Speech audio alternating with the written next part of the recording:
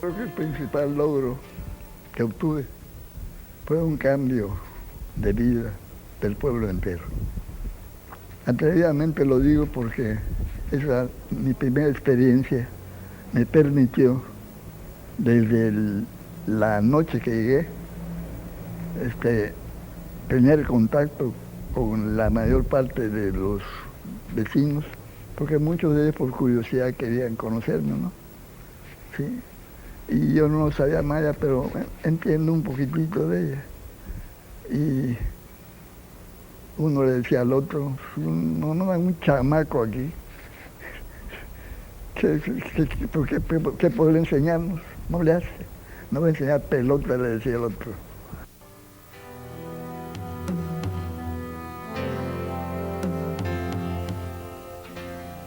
Era el 1 de diciembre de 1923. Yo tenía 19 años y mi primer nombramiento como maestro. Debía hacerme cargo de la escuela de Cumpich, municipio de Selchacán, en Campeche. Ahí, aislados, vivían 150 personas, 150 indígenas solos, con sus carencias, sus necesidades, subsistiendo todavía en armonía y dependencia con la naturaleza.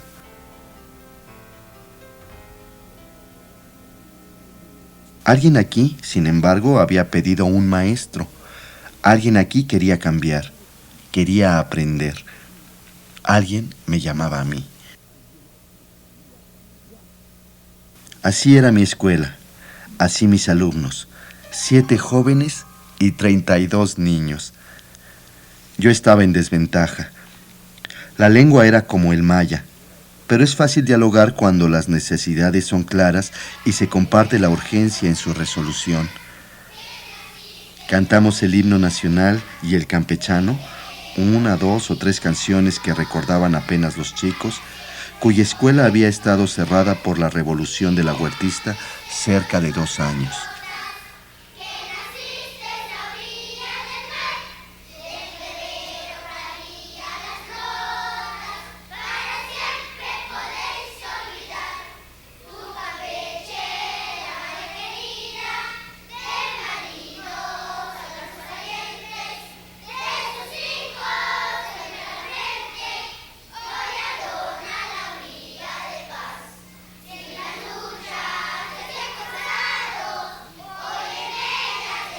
Presenté un sainete que contenía cuestiones sociales. El resultado, la inscripción total de alumnos. El programa lo hacían ellos. ¿Qué querían? ¿Qué necesitaban para vivir mejor? Ellos lo tenían muy claro. Hicimos de la escuela una comunidad y de la comunidad una escuela. Era la casa del pueblo.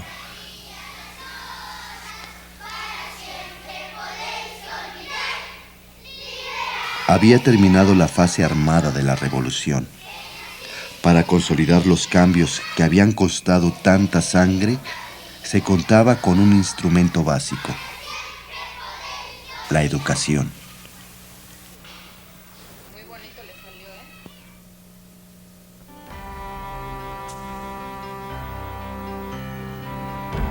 Con pena les diré que todavía el camino a Cumpiche fue igual al que yo encontré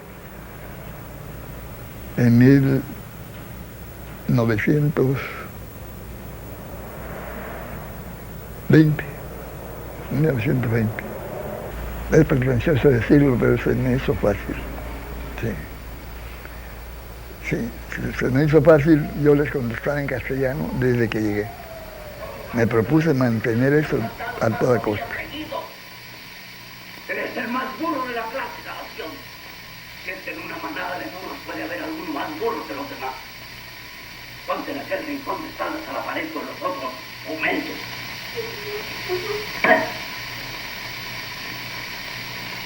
¿Qué es esto, hombre? Vengo a que me hagan la merced de dejarme aprender con los niños, señor profesor. Entra, José María. ¿Esta es tu casa?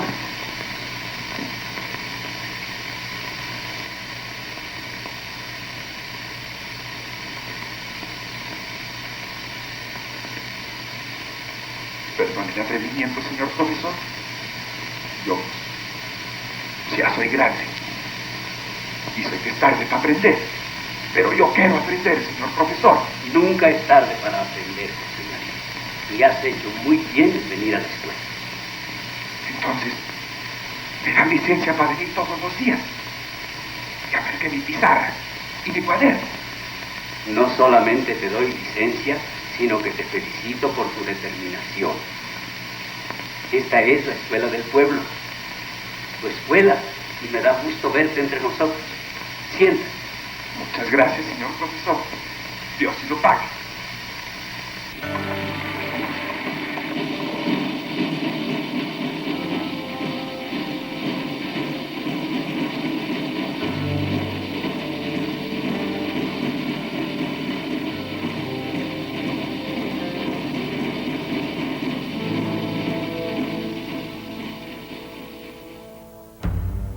La Casa del Pueblo fue la respuesta a las necesidades de educación rural indígena que surge en el marco vitalizador del proyecto educativo de José Vasconcelos durante la gestión presidencial de Álvaro Obregón.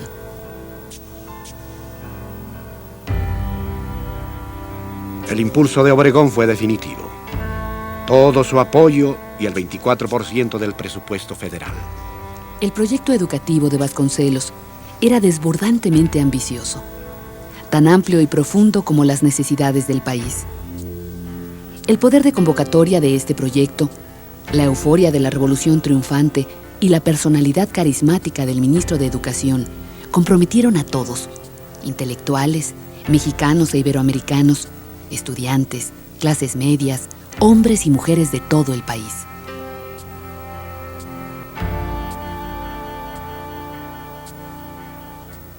Escuelas, bibliotecas, publicaciones, gimnasios, educación artística, desayunos escolares, uso de los incipientes medios masivos, estadios, murales, salas de lectura.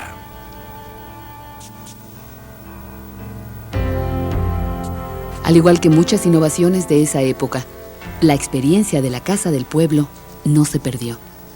Cimentó nuevos proyectos.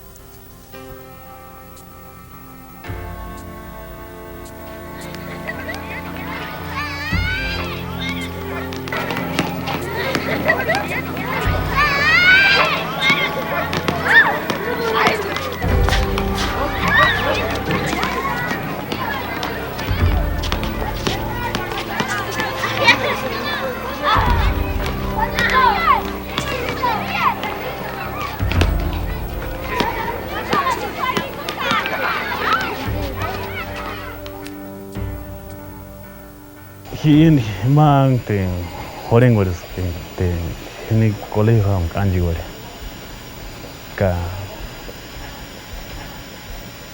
in buenos que une en que ni wenda que ni colegio ya ka in horengores que une Castilla jambe ka cerca de Catavi gambe que ndena me chica horenos que ka yar ni vamos a trabajar Antiguarina. Pues gracias a Dios, pues ahí aprendí en el colegio con unas palabras de español y pues las letras también, leer y un poquito sé escribir. Pues lástima que se fueron los maestros, porque ellos fueron que nos enseñaron y eran muy muy cumplidos, y muy eran generosos, no nos trataban mal, ni se enojaban con nosotros cuando nosotros no podíamos leer bien, y siempre nos ayudaba mucho. Pues tenía pues paciencia con nosotros. Eso me estaba contando el otro día. Le dije, pues sí, pues yo quisiera que regresaran pues otra vez, sí. Pero pues no sé cuándo no sabemos cuándo van a volver otra vez. Sol redondo y colorado como las ruedas de cobre. Cortar así en la Diario mitad, me estás mirando, que se saca diario del me centro, miras. entre orilla y orilla, que se llama canto. No hay las indicaciones de cómo se... Entonces el Miras lógico con el arado, luego con la rosadera. Una vez en la llanura y otra vez en la ladera. Miras arreando un toro y luego arreando un atajo. Pero siempre me ves pobre como todos los de abajo. Dios, tú eres tan parejo para repartir tu luz. ¿Qué es la curva? Habías de enseñar al amo a hacer lo mismo que tú. No que el amo nos hambrea y nos pega y nos maltrata, mientras que nosotros tiene una minita de plata. Ya los tiempos van cambiando y pronto vamos a ver que el que no ayude al trabajo tampoco habrá de comer. Sol, tú que eres tan parejo para repartir tu luz. Habías de enseñar al amo a hacer lo mismo que tú.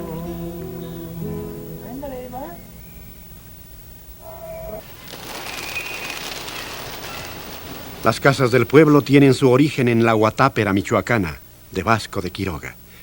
Son respuesta a una necesidad.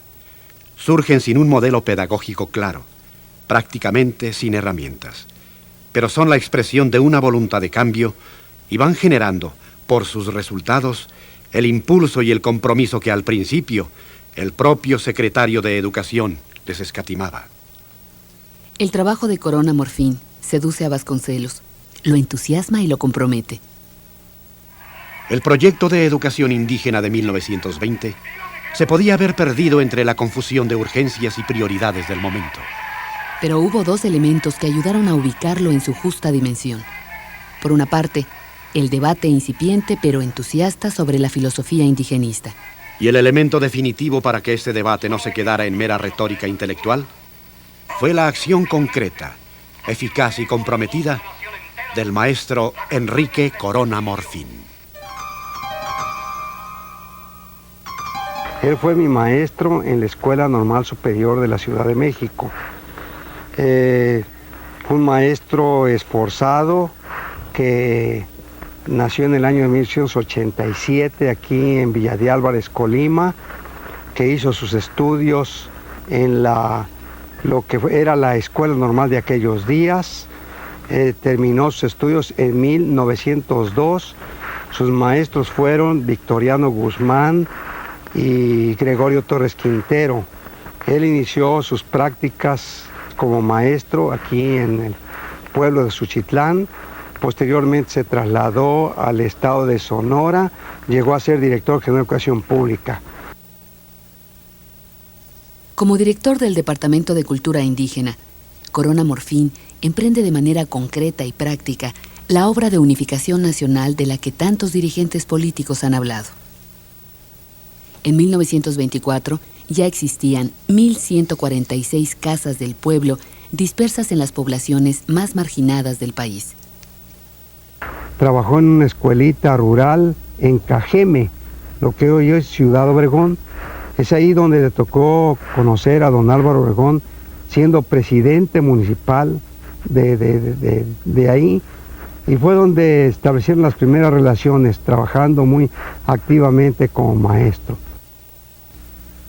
El hablar del maestro Corona no es nada más en 2, 3, 4 palabras, es toda una vida, porque él ya forma parte de la historia de la educación de México, de nuestro querido México.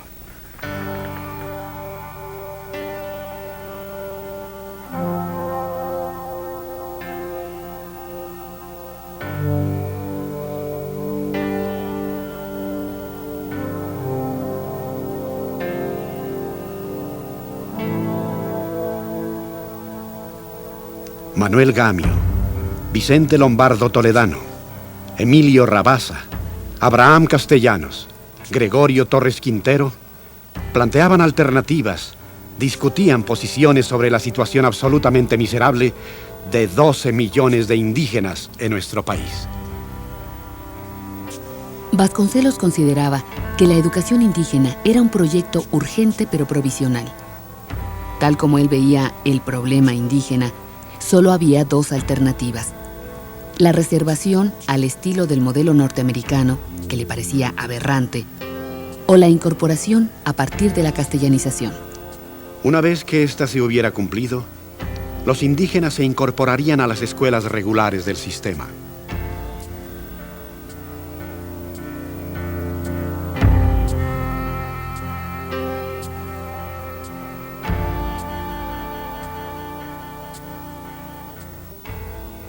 Para Manuel Gamio, la unificación lingüística y la incorporación de los indígenas a la vida económica y social de la nación exigía un trabajo antropológico serio.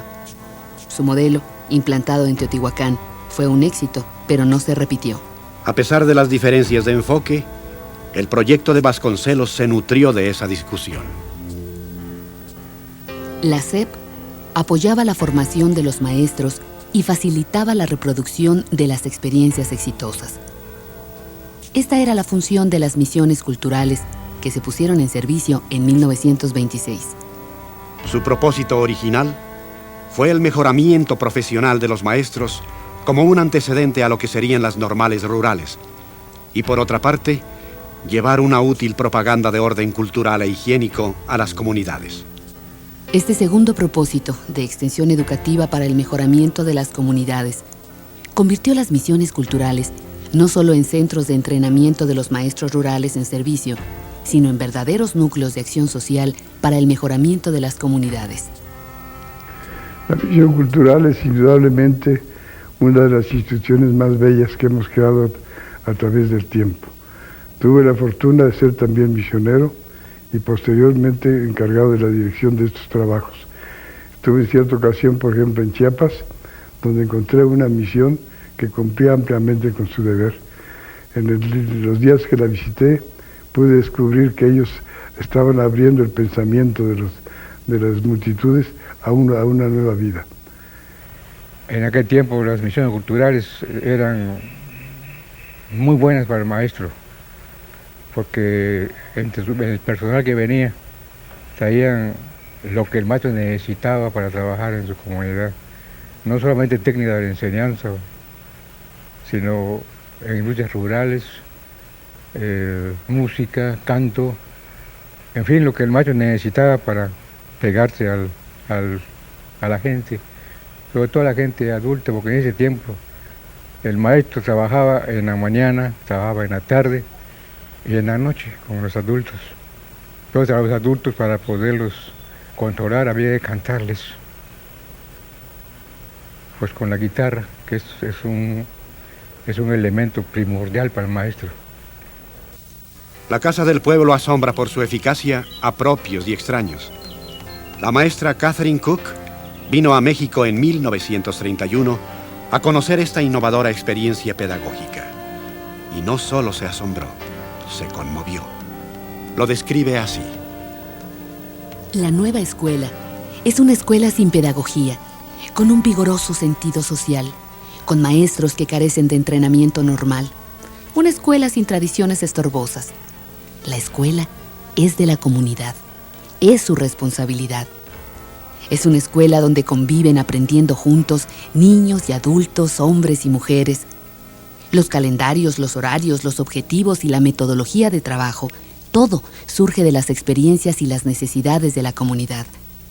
El maestro es la escuela en México. El primer proyecto del maestro de la Casa del Pueblo es reforzar la situación económica de la comunidad, mejorar las prácticas agrícolas o artesanales, las condiciones de los hogares. La castellanización es una consecuencia necesaria como herramienta esencial para incorporarse a la vida económica y social del país. Después verán la necesidad de alfabetización, la utilidad de contar, medir y pesar, la educación higiénica, las campañas de vacunación, la lucha contra el alcoholismo, la educación cívica.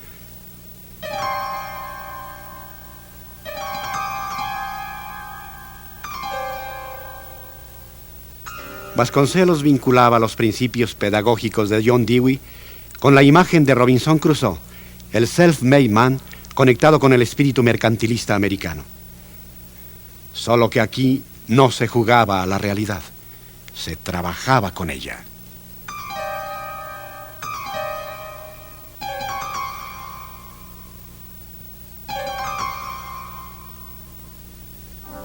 El maestro es la escuela en México.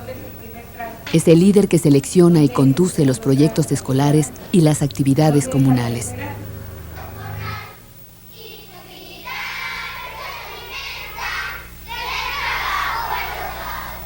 Que los maestros de esta escuela y de todo el estado de Michoacán y tal vez de toda la República siguen trabajando con un pedazo de gis y un pizarrón. Los muchachos apenas se alcanzan un lápiz pequeño y un cuadernito para escribir. Yo quisiera preguntar a nuestros grandes representantes, pues a los que representan la educación en México, yo quiero preguntarles en dónde está realmente la modernización educativa. En Tololonche, el órgano también. Las satisfacciones son muchas en misiones culturales porque llega uno a una comunidad donde los campesinos están, o la gente en general está deseosa de aprender. En los tres niveles, tanto como especialista, como jefe de misión y como supervisor, pues siento que me he realizado, he estado satisfecho porque he visto cómo las misiones culturales han ido evolucionando, han ido cambiando su rumbo, se han ido adaptando a los cambios de las zonas, a los cambios del país, ¿sí? El medio rural, que hace falta mucha transformación, tanto en el campo como en la persona, en las actividades tecnológicas. Y me quedó la satisfacción más grata que he sentido yo, que vuelven a los pueblos y lo conocen como amigo y siempre dicen, ahí viene el maestro. Yo soy de una generación pobre que aprendió a escribir con mayúscula México y patria y que sigue teniendo devoción por su país. Pienso que si volviera a vivir, volvería a ser maestro. Me he realizado. Yo fui uno de los maestros que estuve en mi escuela, inclusive enfermo, porque trabajé en distintos lugares. La satisfacción que le queda al maestro, al menos a nosotros, a los que trabajamos hace muchos años, el que todavía la gente de esos pueblitos, esos ranchitos, esas haciendas, hasta hoy, los viejitos que fueron alumnos nuestros, nos saludan, vienen a la casa. Esa es la satisfacción más grande pues, que he tenido en mi vida. Entonces, yo caí bien. Le repito, nunca dije que no, a nada.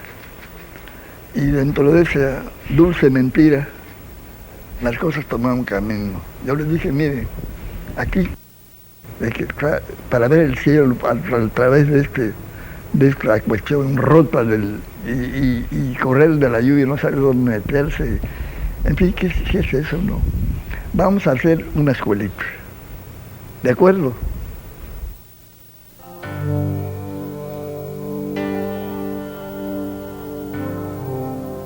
El maestro es la escuela en México. Es el gestor del cambio social.